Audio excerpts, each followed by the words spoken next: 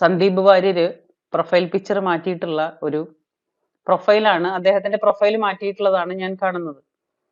അപ്പോ അദ്ദേഹം നല്ല പ്രസന്ന ഭാവത്തോട് കൂടിയിട്ട് നിൽക്കുന്ന ഒരു പ്രൊഫൈൽ പിക്ചർ ഒക്കെ ഇട്ടിട്ട് സന്ദീപ് ജിയുടെ ഒരു പ്രൊഫൈൽ പിക്ചർ കണ്ടപ്പോൾ ഞാൻ കരുതി, എൻ്റെ മനസ്സിൽ ഒരുപാട് സന്തോഷം തോന്നി.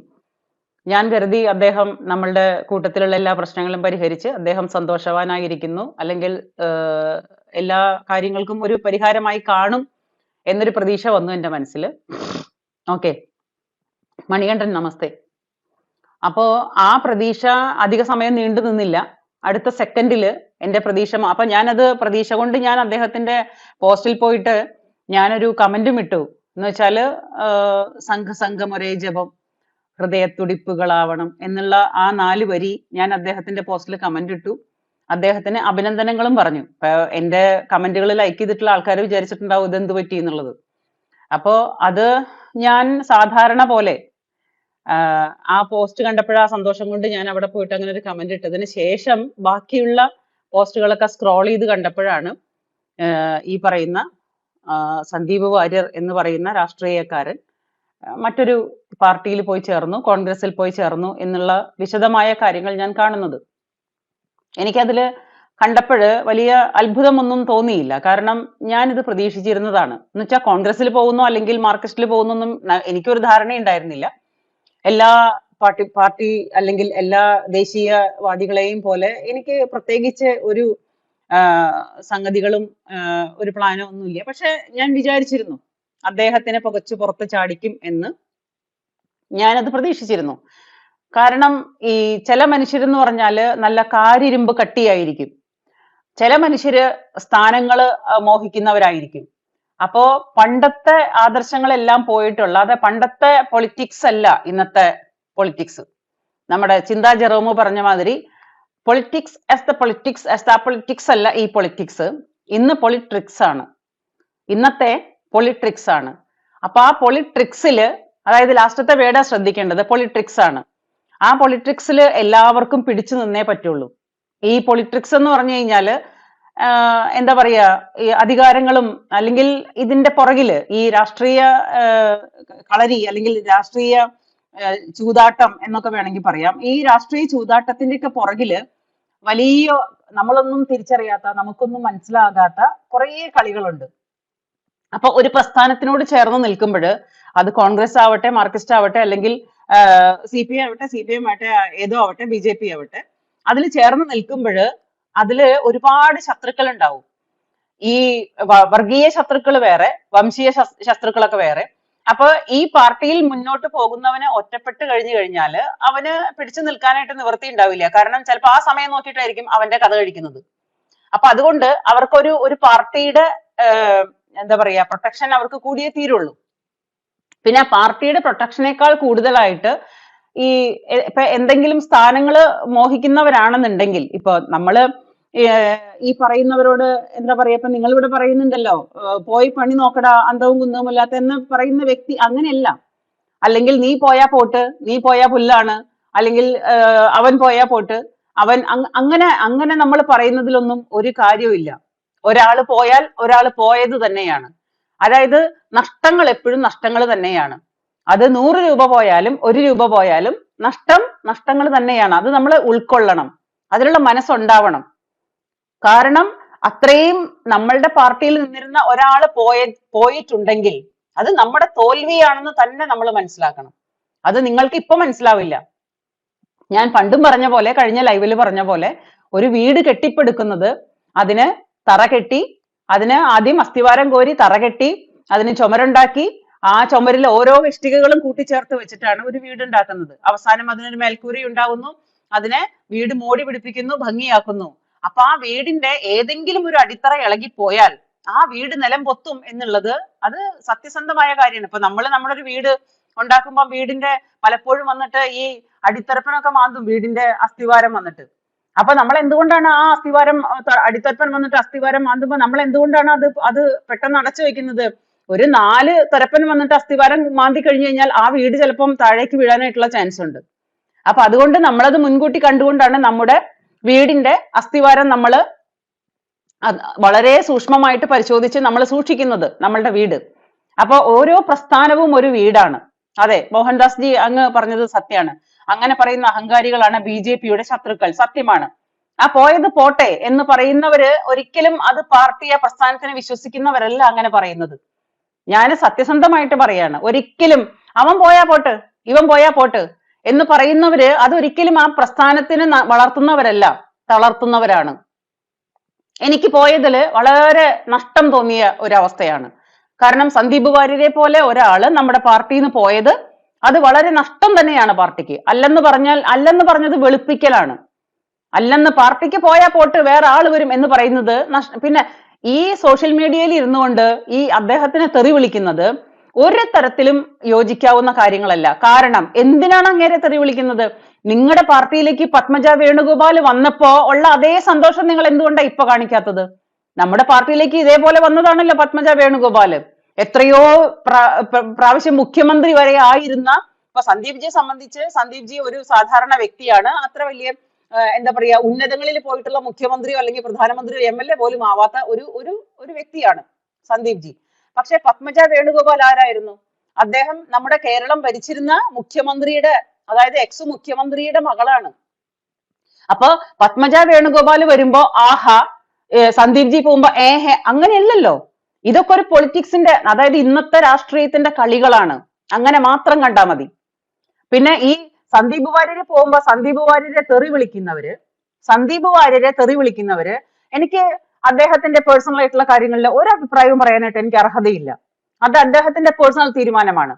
അദ്ദേഹത്തിന് ഇപ്പൊ ഈ പാർട്ടിയിൽ എന്തൊക്കെ അനുഭവങ്ങൾ ഉണ്ടായി, എന്തൊക്കെ തിക്താനുഭവങ്ങൾ ഉണ്ടായി, എന്തൊക്കെ ബുദ്ധിമുട്ടുകൾ ഉണ്ടായി എന്നുള്ളത് അദ്ദേഹത്തിന് മാത്രം അറിയുന്ന, അനുഭവിക്കുന്നവന് മാത്രം അറിയുന്ന കുറച്ച് വേദനകളാണ്. അതെന്തൊക്കെ ഉണ്ടായി എന്നുള്ളത് പുറമെ നിന്ന് നോക്കുന്ന നമുക്ക് ആർക്കും അറിയില്ല. ഞാൻ പറഞ്ഞല്ലോ, ഈ വെള്ളത്തിൽ കിടക്കുന്ന തവളകള് വെള്ളം കുടിച്ചിട്ടാണോ കുടിക്കാണ്ടാണോ കിടക്കുന്നത് നമുക്കറിയില്ല. അത് അദ്ദേഹത്തിന്റെ വ്യക്തിപരമായ കാര്യങ്ങളാണ്. ഒന്നും നമുക്കറിയാം, നമ്മുടെ ഈ പറയുന്ന പാർട്ടികൾക്കിടയിലൊന്നും നടക്കുന്ന കാര്യങ്ങളൊന്നും ഒരിക്കലും ന്യായാന്യായങ്ങൾക്ക് അതീതമാണെന്നുള്ളത് നമുക്ക് പുറമെ നിന്ന് നോക്കുമ്പോൾ നമുക്ക് മനസ്സിലാവാറുണ്ട് പലപ്പോഴും. അപ്പൊ അദ്ദേഹത്തിന്റെ തിക്താനുഭവങ്ങളിൽ നിന്ന് അദ്ദേഹം ഒരു തീരുമാനം എടുത്തിട്ടുണ്ടെങ്കിൽ അത് അദ്ദേഹത്തിന്റെ കാര്യമാണ്. അദ്ദേഹത്തിന് ഏത് പൊളിറ്റിക്സിൽ പോവാനും ആ രാഷ്ട്രീയത്തിനെ വിശ്വസിക്കാനും ആ രാഷ്ട്രീയത്തിൽ ചേർന്ന് ജീവിക്കാനും ഇവിടുത്തെ ഇന്ത്യൻ ഭരണഘടന അദ്ദേഹത്തിന് അനുവാദം കൊടുക്കുന്നുണ്ട്. അപ്പൊ അതുകൊണ്ട് അദ്ദേഹം പൊക്കോട്ടെ, അത് അദ്ദേഹത്തിന്റെ ഇഷ്ടമാണ്. പക്ഷേ എന്തുകൊണ്ട് ഇങ്ങനെയുള്ള വിഷയങ്ങൾ വരുന്നു എന്ന് ഞാൻ ചോദിക്കുന്ന, ഈ പോയ സന്ദീപ് വാര്യരെ നോക്കിയിട്ട് തെറി വിളിക്കുന്ന എല്ലാ അണികളും, ഇപ്പൊ സോഷ്യൽ മീഡിയ ആണല്ലോ താരം. അപ്പൊ ആ സോഷ്യൽ മീഡിയയിൽ അദ്ദേഹത്തിനെ തെറി വിളിക്കുന്ന എല്ലാവരും ഒരു പ്രാവശ്യമെങ്കിലും, നമ്മളെല്ലാവരും ഇപ്പൊ അദ്ദേഹത്തിനെ ഇങ്ങനെയാണ് ചൂണ്ടുന്നത്, സന്ദീപ് വാര്യര് ഇങ്ങനെയാണ് ചൂണ്ടുന്നത്. അപ്പൊ ഈ ഇങ്ങനെ ചൂണ്ടുന്നു, ഈ ബാക്കി 4 വിരലും എവിടേക്കാ തിരിഞ്ഞു നിൽക്കുന്നേ? എന്റെ നേരെയാ തിരിഞ്ഞു നിൽക്കുന്നേ. നോക്കണം നിങ്ങൾ, ഈ ബാക്കി വിരലുകളൊക്കെ എന്റെ നേരെയാ തിരിഞ്ഞു നിൽക്കുന്നത്. അത് നമ്മൾ തിരിച്ചറിയാതെ പോകരുത്. ഈ ഒരു വിരല് മറ്റുള്ളവരുടെ നേരെ ചൂണ്ടുമ്പോ ബാക്കി 4 വിരലും എങ്ങോട്ട് തിരിഞ്ഞു നിൽക്കുന്നു എന്ന് നമ്മളൊന്ന് ചിന്തിക്കണം. അപ്പൊ നമ്മുടെ ഈ പറയുന്ന പ്രസ്ഥാനത്തിൽ നിന്ന് അദ്ദേഹം പുറത്തു പോയിട്ടുണ്ടെങ്കിൽ അദ്ദേഹം ബുദ്ധിപരമായ ഒരു തീരുമാനമാണ് എടുത്തത്. കാരണം ഈ പ്രസ്ഥാനത്തിനകത്ത് നിൽക്കുമ്പോൾ ഇപ്പം എന്തെങ്കിലും കാരണവശാല് ഈ പാലക്കാട് തെരഞ്ഞെടുപ്പ് അല്ലെങ്കിൽ ഇപ്പോഴത്തെ തെരഞ്ഞെടുപ്പ് കഴിഞ്ഞു കഴിഞ്ഞാല് സന്ദീപ് വാര്യർ എന്ന് പറയുന്ന മനുഷ്യനെ നമ്മുടെ നേതൃത്വം പുറത്താക്കും എന്ന് അദ്ദേഹത്തിന് ഏതെങ്കിലും തരത്തിൽ മനസ്സിലായി കാണും. അപ്പൊ ആ പുറത്താക്കുന്നത്, ഞാൻ ചോദിക്കുന്ന നമ്മൾ ഓരോരോ വ്യക്തികളും നമ്മളൊന്ന് ഒരു നിമിഷം സന്ദീപ് വാര്യരുടെ സ്ഥാനത്ത് നിന്നുകൊണ്ട് നമ്മളൊന്ന് ചിന്തിക്കേ. അപ്പോ അദ്ദേഹം കുറച്ചും കൂടെ നമ്മളെക്കാളൊക്കെ സാധാരണ വ്യക്തികളെക്കാളൊക്കെ കുറച്ചും കൂടെ ഒരു പടി ഉയർന്നു നിൽക്കുന്നത് കൊണ്ട് അദ്ദേഹത്തിന് ഈ പാർട്ടികൾക്കുള്ളിൽ കിടക്കുന്ന കുത്തിത്തിരിപ്പുകളൊക്കെ അറിയാനായിട്ട് അദ്ദേഹത്തിന് സംവിധാനങ്ങളൊക്കെ ഉണ്ടാവും. ഇപ്പൊ നമ്മുടെ കൂടെ നിൽക്കുന്ന ആൾക്കാരും അവർക്കും ചോർത്തി കൊടുക്കാനായിട്ട് ആൾക്കാരൊക്കെ ഉണ്ടാവും. കാരണം ഇന്നുള്ളവർക്കൊക്കെ ഓരോ മുഖപടമാണ്, അതായത് മുഖപടം അണിഞ്ഞു നടക്കുന്ന മനുഷ്യരാണ് ഒട്ടും, അതായത് സത്യസന്ധമായ ആത്മാർത്ഥമായ ഇല്ലെന്ന് തന്നെ പറയാം. സിൻസിയർ ആയിട്ട് ചിന്തിക്കുന്ന, സിൻസിയർ ആയിട്ട് കൂടെ നിൽക്കുന്ന, അതായത് നിങ്ങളുടെ കൂടെ നിൽക്കുമ്പോൾ നിങ്ങളുടെ ആളാവും, എന്റെ കൂടെ നിൽക്കുമ്പോൾ എന്റെ ആളാവും. അതാണ് ഇന്നത്തെ ഓൾമോസ്റ്റ് മനുഷ്യരുടെയും സ്വഭാവം. അപ്പോ ഈ പാർട്ടിക്കുള്ളിൽ തന്നെ ഈ സംഗതികളൊക്കെ നടക്കുന്നത് ഇന്ന പോലെ നടക്കാൻ പോകുന്നുണ്ട് എന്നുള്ള പ്ലാനുകളും കാര്യങ്ങളൊക്കെ അറിയാൻ സന്ദീപിനും കഴിവുണ്ടായിരിക്കും, സന്ദീപ് ജിക്കും അതിന്റെ കഴിവുണ്ടായിരിക്കും, അല്ലെങ്കിൽ അത് അറിയുന്നുണ്ടായിരിക്കും. അപ്പോ ഈ നമ്മുടെ നേതൃത്വം എന്ന് പറയുന്ന KJP നേതൃത്വം, ഈ KJP നേതൃത്വത്തിനകത്ത് കിടക്കുന്ന ഈ പുകച്ചിലുകൾ ഉണ്ടല്ലോ, ആ പുകച്ചിലുകൾ അതാത് സമയത്ത് അറിയാനുള്ള കഴിവൊക്കെ അദ്ദേഹത്തിനും ഉണ്ടാവും. അത് ചോർത്തി കൊടുക്കാനുള്ള ആൾക്കാർ നമ്മുടെ കൂട്ടത്തിൽ തന്നെ ഉണ്ടാവും. അപ്പൊ നമ്മുടെ കൂട്ടത്തിലുള്ള ഈ ആൾക്കാർ തന്നെ ചോർത്തി കൊടുത്തു കാണും, നിങ്ങളെ എന്തായാലും തെരഞ്ഞെടുപ്പ് കഴിഞ്ഞാൽ പാർട്ടി പുറത്താക്കും. അപ്പോ ആ പാർട്ടി പുറത്താക്കും എന്ന് വന്നു കഴിഞ്ഞാൽ അങ്ങനെ നാണം കെടുന്നതിനേക്കാൾ നല്ലത് ഇപ്പൊ തന്നെ പുറത്തു പോവുകയാണ്, സ്വയം ഒരു തീരുമാനം എടുക്കാന്ന് അദ്ദേഹം തീരുമാനിച്ചു കഴിഞ്ഞാൽ അങ്ങനെ കുറ്റം പറയാൻ പറ്റുമോ? പറ്റില്ലല്ലോ. അപ്പോ അത് അദ്ദേഹത്തിന്റെ പേഴ്സണൽ തീരുമാനം, അദ്ദേഹം പൊക്കോട്ടെ, അദ്ദേഹം പോയി, അത് കഴിഞ്ഞു.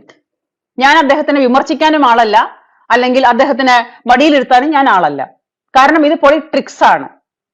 നമ്മുടെ അബ്ദുൽ ജബ്ബാറൊക്കെ എപ്പോഴും പറയാറുണ്ട്, നിങ്ങൾ ഇപ്പൊ പറയുന്ന പൊളിറ്റിക്സ് അല്ല ഇന്ന്, പൊളിട്രിക്സ് ആണെന്ന് പറയാറുണ്ട്. അപ്പൊ ഈ പൊളിട്രിക്സിന്റെ ഭാഗമായിട്ട് അദ്ദേഹം പോയിക്കോട്ടെ. പക്ഷെ ഇതിന്റെ പുറകില് ഒരു ഭാഗം കൂടി നമ്മൾ വായിക്കാൻ, അല്ലെങ്കിൽ നമ്മൾ പലരും അത് വേണ്ടാന്ന് വെച്ചിട്ട് തള്ളിക്കളയുന്ന ഒരു അവസ്ഥയുണ്ട് ഇല്ലേ? നമ്മള് സ്വാഭാവികമായിട്ടും നമ്മൾ ചിന്തിച്ചു കഴിഞ്ഞാൽ ഒരു ഭാഗം മാത്രം നമ്മൾ വായിക്കുന്നില്ല. ഒരു ഭാഗം, ഒരു പേജിന് 2 ഭാഗം ഉണ്ടല്ലോ, ആ ഒരു ഭാഗം മാത്രം എന്തുകൊണ്ടാ വായിക്കുന്നത്? മറുഭാഗം എന്തുകൊണ്ടാ കണ്ടില്ലെന്ന് നടിക്കുന്നത്? അപ്പൊ ആ കണ്ടില്ലെന്ന് നടിക്കുന്ന ഭാഗത്തെ കാര്യങ്ങൾ ഞാനൊന്ന് പറയട്ടെ. നമുക്കൊരു നേതൃത്വമുണ്ട്. ആ നേതൃത്വം, ഏതൊരു പ്രസ്ഥാനത്തിനും ഓരോ നേതൃത്വങ്ങളുണ്ട്. ആ നേതൃത്വത്തില് വേണ്ട രീതിയിൽ ഇത് മുന്നോട്ട് കൊണ്ടുപോകാൻ ഇതൊരു പ്രശ്നമുണ്ടായി. എവിടുന്നാ പ്രശ്നമുണ്ടായത്? പാലക്കാട് തെരഞ്ഞെടുപ്പില് BJP-യുടെ മാത്രമായിരുന്ന പാർട്ടി പ്രവർത്തനത്തിൽ അല്ലെങ്കിൽ പാർട്ടി പരിപാടിയിൽ പങ്കെടുക്കാനായിട്ട് അദ്ദേഹത്തിനെ വിളിച്ചു വരുത്തിയിട്ട് സീറ്റ് കൊടുത്തില്ലെന്നുള്ളതാണ് വിഷയം. അവിടുന്നാണ് തുടക്കം. അപ്പൊ ആ സീറ്റ് കൊടുത്തില്ലെന്നുള്ള വിഷയം അദ്ദേഹത്തിന് കൊട്ടാരക്കരയും കണ്ട് വേറെ BJP-യുടെ പരിപാടി ഉണ്ടായിരുന്നു. അപ്പൊ അദ്ദേഹം അവിടെ സീറ്റ് കിട്ടാൻ, ഞാൻ ചോദിക്കുന്ന ഞാൻ ഫോർ എക്സാമ്പിൾ പറയുകയാണെങ്കിൽ എന്റെ വീട്ടില് ഞാൻ ഈ ഫേസ്ബുക്കിലുള്ള എല്ലാവർക്കും വിളിച്ചു വരുത്തിയിട്ട് ഞാൻ നിങ്ങളെ എല്ലാവരും ക്ഷണിക്കുന്നു, നിങ്ങൾ എല്ലാവരും എന്റെ വീട്ടിൽ വരുന്നു. ഞാൻ പൊളിറ്റിക്സ് ഒന്നല്ല പറയുന്നത്, നിങ്ങളെ എല്ലാവരെയും ഞാൻ എന്റെ വീട്ടിൽ വിളിക്കുന്നു, നിങ്ങൾ എല്ലാവരും വരുന്നു, സന്തോഷമായിട്ടാ ഷൈനി ചേച്ചിയുടെ വീട്ടിൽ ഒരു ദിവസം കൂടാൻ വേണ്ടി എല്ലാവരും വരുന്നു. ഈ കൂടാൻ വരുന്നവരില് ഒരാളെ ഞാൻ ബഹുമാനിക്കുന്നില്ല, വില വെക്കുന്നില്ല, എനിക്ക് അയാളോട് വ്യക്തിപരമായിട്ട് എന്തെങ്കിലും ദേഷ്യമുണ്ടെന്നുണ്ടെങ്കിൽ അയാളെ ഞാൻ അവഗണിച്ചാൽ അത് അയാൾക്കൊരു വേദനയല്ലേ?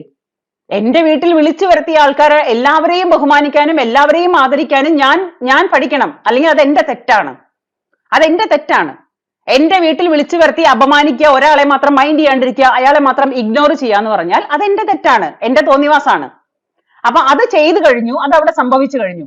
അദ്ദേഹം അതൊന്നും ആരെയും അറിയിക്കാതെ ഈ പറയുന്ന പ്രസ്ഥാനത്തിൽ ഉണ്ടായ അല്ലെങ്കിൽ പാർട്ടിക്കുള്ളിൽ ഉണ്ടായ ഈ പ്രശ്നങ്ങളൊന്നും അദ്ദേഹം ഒരു തരത്തിലുള്ള മീഡിയാസിനെ വിളിച്ചറിയിക്കാതെ അദ്ദേഹം നിശബ്ദനായി സ്റ്റേജിന്റെ പുറകിൽ കൂടെ ഡ്രൈവറെ പിന്നിലേക്ക് വരാൻ പറഞ്ഞിട്ട് പിന്നിലേക്ക് വണ്ടിയും വിളിച്ചു വരുത്തിയിട്ട് അദ്ദേഹം പോകുന്നു. കൊട്ടാരക്കരയ്ക്ക് വേറെ BJP-യുടെ മറ്റൊരു പരിപാടിക്ക് അദ്ദേഹം പോകുന്നു. BJP അല്ല, KJP. അപ്പൊ ആ പരിപാടിക്ക് അദ്ദേഹം കൊട്ടാരക്കര പരിപാടിക്ക് പോയിട്ട് ഒരു ഇൻസൾട്ട് സംഭവിക്കുമ്പോ ആ ഇൻസൾട്ട് 1 പ്രാവശ്യമല്ല, 2 പ്രാവശ്യമല്ല, 3 പ്രാവശ്യമല്ല, ഇത് പാർട്ടിക്കുള്ളിൽ പല ആൾക്കാർക്കും നിരന്തരം നേരിട്ടുകൊണ്ടിരിക്കുന്ന ഒരു അവസ്ഥയാണിത്. ഈ വെട്ടിയൊതുക്കല് സംഭവിച്ചു കഴിഞ്ഞപ്പം അദ്ദേഹം ഒന്നും മിണ്ടാതെ പിന്നാമ്പറം വഴിക്ക് അദ്ദേഹം പോയി ആരെയും അറിയിക്കാതെ ഉടനെ അവിടെ ഉണ്ടായിരുന്ന ആരായിരിക്കും ഈ സംഗതി മീഡിയയ്ക്ക് ചോർത്തി കൊടുത്തത്? അതൊരു ചോദ്യമല്ലേ? ഈ വിഴുപ്പലക്കുന്ന എല്ലാവരും വന്നിട്ട് മന്ദ എന്ന് സന്ദീപിനെ വിളിക്കുമ്പോ സന്ദീപ് ജി എല്ലാവരും മന്ദ നിന്റെ കാലിൽ മന്ദാണെന്ന് പറഞ്ഞിട്ട് വിളിക്കുമ്പോ നിങ്ങളുടെ കാലിലുള്ള മന്ത് നിങ്ങൾ എന്തുകൊണ്ടാ കാണാത്തെ? എന്റെ ഈ കൂടെ ഇരിക്കുന്ന ഈ കാണുന്ന മനുഷ്യരോട് ഞാൻ ചോദിക്കുന്നത്, നമ്മൾ ഒരാളെ മന്ദ എന്ന് വിളിക്കുമ്പോ നിങ്ങളുടെ കാലിലുള്ള മന്ത് നിങ്ങൾ കാണുക. നിങ്ങളുടെ കാല് നിങ്ങൾ മണലിൽ പൂത്തി നിൽക്കുകയാണ്. നിങ്ങളുടെ കാല് മണലിൽ പൂത്തിയിട്ടാണ് നിങ്ങൾ ആ പോകുന്നവനെ മന്ദാന്ന് വിളിക്കുന്നത്. അപ്പോ സന്ദീപ് ജി ചെയ്തത് ഒരിക്കലും ശരിയാണെന്നോ തെറ്റാണെന്നോ പറയാനുള്ള അർഹത എനിക്കില്ല. കാരണം അത് അദ്ദേഹത്തിന്റെ പേഴ്സണൽ കാര്യമാണ്. ഏത് പാർട്ടിയിൽ പോകണം, എവിടെ സ്ഥാനം കിട്ടുന്നിടത്തേക്ക് പോകണം എന്നുള്ളതൊക്കെ ഇന്ന് പ്രവർത്തിക്കുന്ന നേതാക്കന്മാർ അവർ തീരുമാനിക്കുന്ന കാര്യമാണ്. നമ്മൾ ഇതിലൊന്നും ആരുമല്ല. അപ്പോ ഈ പറയുന്ന കാര്യങ്ങൾ അവിടെ അങ്ങനെ ഒരു സീൻ ഉണ്ടാക്കി, അതായത് നമ്മുടെ നവീൻ ബാബുവിനെ വിളിച്ചു വരുത്തിയിട്ട് കൊലപാതകത്തിനുള്ള ഒരു സ്റ്റേജ് ഉണ്ടാക്കിയ പോലെ, എനിക്ക് അതിന് വലിയ എക്സാമ്പിൾ ഇനി പറയാനില്ല. നവീൻ ബാബുവിനെ വിളിച്ചു വരുത്തിയിട്ട് ദിവ്യ മേഡം അല്ലെങ്കിൽ ആ കളക്ടറും ചേർന്നിട്ട് അദ്ദേഹത്തിന് കൊലയ്ക്ക് കൊടുത്ത പോലെ നമ്മുടെ പാലക്കാട് സമ്മേളനത്തിന് സന്ദീപ് വാര്യരെ വിളിച്ചു വരുത്തിയിട്ട് പച്ചയ്ക്ക് അങ്ങ് കൊലപാതകം നടത്തി എന്നുള്ളത് അങ്ങ് പറയാം. ചോരയില്ലാണ്ട് പാലക്കാട് സമ്മേളനത്തിന് വിളിച്ചു വരുത്തിയിട്ട് ചോരയില്ലാണ്ട് അദ്ദേഹത്തിന് അങ്ങ് വെടിപ്പായിട്ട് അങ്ങ് ഇൻസൾട്ട് ചെയ്തു. ആ ഇൻസൾട്ട് ചെയ്യുമ്പം ഇവർക്കറിയാം ഇവനെ കുറെയൊക്കെ കുത്തുമ്പോ ഇവനങ്ങ് പൊക്കോളുന്നു. ആ ചെയ്യുന്നവരെ നമ്മൾ കാണുന്നില്ല.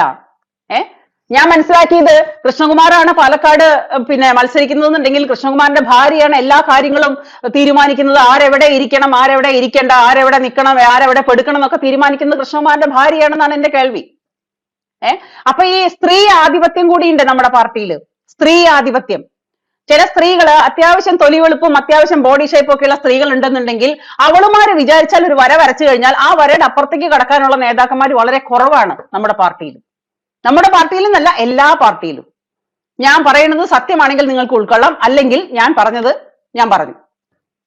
അത്യാവശ്യം തൊലിവെളുപ്പും ശരീരവടിവുമുള്ള പെണ്ണുങ്ങള് ഒരു വര വരച്ചു കഴിഞ്ഞാൽ ആ വരയുടെ അപ്പുറത്തേക്ക് പോവാനായിട്ട്, അതായത് നിങ്ങൾ ഫോർ എക്സാമ്പിൾ എടുത്തു നോക്ക്, ഒരു സർക്കാരിനെ തട്ടിയിട്ടത് ആരാ? ഇപ്പൊ ഈ കഴിഞ്ഞ സർക്കാരിനെ കരിവാരി തേച്ചത് ആരാ? അപ്പോ ഈ സ്ത്രീകളുടെ രൂപലാവണ്യം കണ്ട് അവര് പറയുന്നിടത്ത് ഓച്ചാനിച്ച് പെടുത്തു നിൽക്കുന്ന ഒരുപാട് നേതാക്കന്മാരുണ്ട്, പ്രത്യേകിച്ചും കെ ജെ പിയില്. അതാരും പറയുന്നില്ല. അവര് കാണിക്കുന്ന തോന്നിവാസങ്ങൾ ആരും അറിയുന്നില്ല. അവർക്ക് വരയ്ക്കാം, അവര് വര വരയ്ക്കും, എവിടെ നിൽക്കണം എവിടെ പോകണം എന്നുള്ളത്. അപ്പോ ഈ പറയുന്ന സംഗതികളില് പണ്ട് ലസിത പാലക്കലിന്റെ ഒരു ലൈവ് നമ്മള് എല്ലാവരും കണ്ടതായിരിക്കും, ആണല്ലോ. അതില് അവര് പറഞ്ഞിട്ടുള്ള ഒരു വാക്കും ഞാൻ ഇവിടെ ഓർത്തു പോവാണ്. അപ്പൊ ഈ പാർട്ടിയെ എന്നും ഇങ്ങനെയുള്ള സ്ത്രീകള് നിയന്ത്രിക്കാൻ തുടങ്ങിക്കഴിഞ്ഞാൽ ഇത് പൊതുമധ്യത്തില് ഒരു സോഷ്യൽ മീഡിയയിൽ വന്നിരുന്നിട്ട് 10 വാക്ക് പറയുന്ന ആള് തന്നെയാണ് ഞാനും. അപ്പൊ ഈ സോഷ്യൽ മീഡിയയിൽ കണ്ടും കേട്ടും നമ്മളെ അറിയുന്ന ആൾക്കാർ പറഞ്ഞും കേട്ടിട്ടുള്ള ആ എക്സ്പീരിയൻസിൽ നിന്നാണ് ഞാനും പറയുന്നത്. ഇങ്ങനെയുള്ള സ്ത്രീകൾ വിചാരിച്ചാലും പലതും നടക്കും. അവിടെ കൃഷ്ണകുമാറാണ് മത്സരാർത്ഥി എന്നുണ്ടെങ്കിലും ഭരിക്കുന്നത് ഭാര്യയാണെന്നാണ് കേട്ടുകേൾവി. ഇനി അല്ലെങ്കിൽ ഓക്കെ. അപ്പൊ ഈ പരിപാടികള്, ഈ സ്ത്രീ ആധിപത്യങ്ങള്, അങ്ങനെയുള്ള സ്ത്രീകൾക്ക് ഏത് സ്ഥാനം വരെയും കൊടുക്കാൻ നമ്മുടെ പാർട്ടി തയ്യാറാവും. എന്തിനും തയ്യാറാവുന്ന സ്ത്രീകൾക്ക്, അതായത് 2 മിനിറ്റ് നേരത്തെ കാര്യമല്ലേ ഉള്ളൂ എന്ന് ചിന്തിക്കുന്ന സ്ത്രീകൾ ഭരിക്കുന്ന പ്രസ്ഥാനമായിട്ട് മാറിക്കഴിഞ്ഞു നമ്മുടെ ഒരുവിധം പ്രസ്ഥാനങ്ങളൊക്കെ. അങ്ങനെയുള്ള സ്ത്രീകൾക്ക് പെട്ടെന്ന്, അതായത് ഒരു കഴിവില്ല എന്നുണ്ടെങ്കിലും ഏത് സ്ഥാനത്ത് വരെ കയറി പോകാനായിട്ട് പറ്റും. ഏത് സ്ഥാനത്ത് വരെ കയറി പോണെങ്കിലും ഈ ഒരു കഴിവുണ്ടായാൽ മതി, ഒന്ന് കണ്ണടയ്ക്കാനുള്ള കഴിവ്. അത് അവർ പരമാവധി മുതലെടുപ്പ് നടത്തുന്നുണ്ട്. ഇപ്പൊ ഈ കഴിഞ്ഞ പ്രാവശ്യം തന്നെ നമ്മുടെ കൃഷ്ണകുമാറിന്റെ ഭാര്യയാണെന്ന് തോന്നുന്നു, എനിക്കറിയില്ല, അവരുടെ പേരും മൂരും കാര്യങ്ങളൊന്നും അറിയില്ല, പലരും പറഞ്ഞു കേട്ട അറിവ് മാത്രമാണ്. ഏതോ 2 പേര് അവിടെ ജയിച്ചപ്പോൾ അവരെ ജാതി പറഞ്ഞിട്ടാണ് പുള്ളിക്കാരി പോസ്റ്റ് ഇട്ടിരുന്നത്. പിന്നീട് അത് വിവാദമായപ്പോ പോസ്റ്റ് മുക്കി എന്നൊക്കെയാണ് പറഞ്ഞു കേട്ടത്. അതായത് ഒരു നായർ സമുദായത്തിൽ നിന്ന് ജയിച്ച ഒരാൾക്ക് നായർ സമുദായം എന്ന് ബ്രേക്കറ്റിൽ എഴുതിയിരിക്കുന്നു. ഒരു മൂത്താൻ സമുദായം, ഈ മൂത്താൻ സമുദായം എന്താണെന്ന് എനിക്കറിയാൻ പാടില്ല, ഞാൻ ആദ്യമായിട്ട് കേൾക്കുകയാണ്. ഈ മൂത്താൻ സമുദായം എന്ന് പറഞ്ഞ അതിൽ ജയിച്ച ഒരാൾക്ക് മൂത്താൻ സമുദായം എന്ന് പറഞ്ഞ് ബ്രേക്കറ്റ് ചെയ്തിട്ട് ജാതി കാണിച്ചിട്ടാണ് അവര് പോസ്റ്റ് ഇട്ടതെന്ന് പറയുന്നു. അപ്പൊ ആ പോസ്റ്റ് ഇട്ടതില് ഞാൻ ചോദിക്കുന്ന, നമ്മളിൽ പലരും, നമ്മളെല്ലാവരും ഒരു സനാതന ധർമ്മത്തിൽ വിശ്വസിക്കുന്ന മനുഷ്യരാണ്, നമ്മളെല്ലാവരും ഹിന്ദുവാണ് എന്ന് ആത്മാഭിമാനത്തോട് കൂടിയിട്ട് പറയുന്ന നമ്മളില് ഈ കുത്തിത്തിരിപ്പ് എന്ന് പറഞ്ഞ ജാതി വേർതിരിവ് എന്തിനാ? ഞാൻ എന്റെ മനസ്സിൽ ഒരിക്കലും ഒരാളെയും ഒരു ജാതി വേർതിരിവിൽ കാണുന്ന ആളല്ല, ഒരിക്കലും. എന്റെ ഹിന്ദു സമുദായം ഞാനൊരു വർഗീയമായിട്ട് ഞാൻ പറയുന്ന ആളാണെന്ന് കൂട്ടിയാൽ എനിക്ക് പ്രശ്നമില്ല. ഞാനൊരു ഹിന്ദു വർഗീയവാദി എന്ന് എന്നെ വിളിച്ചാലും എനിക്ക് പ്രശ്നമില്ല. ഞാൻ അത് തന്നെയാണ്, ഞാനൊരു ഹിന്ദു വർഗീയവാദി തന്നെയാണ്. എനിക്ക് അങ്ങനെ വിളിക്കുന്നതിൽ യാതൊരു പ്രശ്നവുമില്ല. അപ്പോ ഒരു മനുഷ്യൻ ജയിച്ചാൽ, നിങ്ങളിൽ ആർക്കെങ്കിലും, ഇപ്പൊ നമ്മളുടെ സോഷ്യൽ മീഡിയയിൽ പലരും എന്താ പറയാ ബർത്ത്ഡേ പോസ്റ്റ് ഇടുന്നുണ്ട്, വിവാഹ മംഗളാശംസകൾ പറയുന്നുണ്ട്, പലരും പലതിലും ജയിച്ചതിന് പോസ്റ്റ് ഇടുന്നുണ്ട്. അവരാരെങ്കിലും ബ്രാക്കറ്റിൽ ജാതി കൊടുക്കേണ്ട കാര്യമുണ്ടോ? എനിക്ക് ഒരാളെ അഭിനന്ദിക്കണം എന്നുണ്ടെങ്കിൽ അതിന് ജാതി പറയേണ്ട കാര്യമുണ്ടോ? ഇന്ന ആള് ഇന്ന ജാതി, അയാൾ ജയിച്ചിരിക്കുന്നു, എന്നാ വഷളത്തരാണ് ഇതൊക്കെ. അപ്പൊ അങ്ങനെ പറഞ്ഞിട്ട് അത് വിഷയമായിട്ട് വന്നപ്പം അവരത് പിൻവലിച്ചു എന്ന് കേൾക്കുന്നു. അപ്പൊ അത് അവരുടെ മനസ്സിലെ ചിന്താഗതിയാണ്, അവരെ വെളിവാക്കുന്നത്. ആ കുത്തിത്തിരിപ്പും ഈ പരിപാടികളും ഈ വേറിട്ട ചിന്താഗതികളൊക്കെ അത് വളരെ വളരെ വളരെ തരം താഴ്ന്നു പോയി എന്നല്ലാണ്ട് മറ്റൊന്നും എനിക്ക് അതിനെ കുറിച്ച് പറയാനില്ല. ഇപ്പൊ ഈ പ്രശ്നങ്ങൾ അവിടെ ഉണ്ടായി. പാലക്കാട് ഇങ്ങനെ ഒരു പ്രശ്നം അരങ്ങേറ്റേണ്ട കാര്യം ഉണ്ടായിരുന്നില്ല. മറ്റൊരു സമ്മേളനത്തിൽ നവീൻ ബാബുവിനെ വിളിച്ച് കൊലയ്ക്ക് കൊടുത്ത പോലെ പാലക്കാട് സമ്മേളനത്തിന് വിളിച്ചിട്ട് ഒരാളെ കൊലയ്ക്ക് കൊടുക്കേണ്ട ഒരാവശ്യം ഉണ്ടായിരുന്നില്ല. ഇനി അങ്ങനെ ഒരു സംഭവം പറ്റി, വളരെ സിമ്പിൾ അല്ലേ? പാലക്കാട് അങ്ങനെ ഒരു സമ്മേളനത്തിന് ഒരാളെ വിളിച്ചു വരുത്തി അവർക്ക് മാനസികമായിട്ടൊരു വിഷമം ഉണ്ടായെന്ന് കണ്ടാൽ അവരോട് അത് വ്യക്തിപരമായിട്ട് വിളിക്കാനും ചോദിക്കാനും അത് പരിഹരിക്കാനും നേതൃത്വം തയ്യാറാവണ്ടേ? നമ്മളിങ്ങനെ ഉള്ളി പൊളിച്ചിരിക്കുന്ന നമ്മളിൽ പലരും ഉള്ളി പൊളിക്കുന്നുണ്ടല്ലോ ഇരുന്നിട്ട്. ഉള്ളി പൊളിച്ച് വരുമ്പം എന്താണ്? അതിനകത്ത് ഒന്നുമില്ല, എല്ലാം ഒരേപോലെയാണ്. അപ്പൊ നമ്മളിൽ പലരും നമ്മൾ ചിന്തിക്കാത്ത മറ്റു പല കാര്യങ്ങളും ഉണ്ട്. കാരണം നമ്മൾ സാധാരണ എന്നും സോഷ്യൽ മീഡിയയിൽ കാണുന്ന തമ്മിൽ കാണുന്ന മനുഷ്യരാണ്. നമ്മൾ എന്തിനാ അങ്ങോട്ടും ഇങ്ങോട്ടും ചളി വാരി എറിയുന്നത്? അതിന്റെ ആവശ്യമില്ല. ഇങ്ങനൊരു സംഭവം സംഭവിച്ചു കഴിഞ്ഞാൽ ആ ഒരു സംഭവം വളരെ സിമ്പിൾ അല്ലേ? നിങ്ങളൊന്ന് ആലോചിച്ച് നോക്കി നോക്കൂ. നമ്മുടെ കുടുംബത്തും പ്രശ്നങ്ങളൊക്കെ ഉണ്ടാവാറില്ലേ?